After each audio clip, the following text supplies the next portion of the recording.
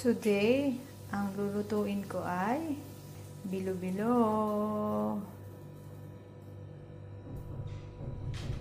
Kamote. Palambutin ko muna yan. Saging. Ito na itong sanggata. Lagay ko na itong bilo-bilo. Bilo-bilo. Ito na rin itong sago. Sugar. Langka. Ito na, konting gatas.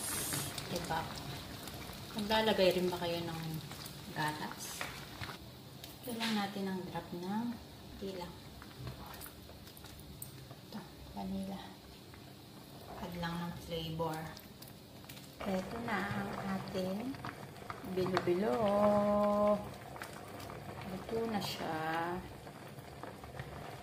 Kain tayo.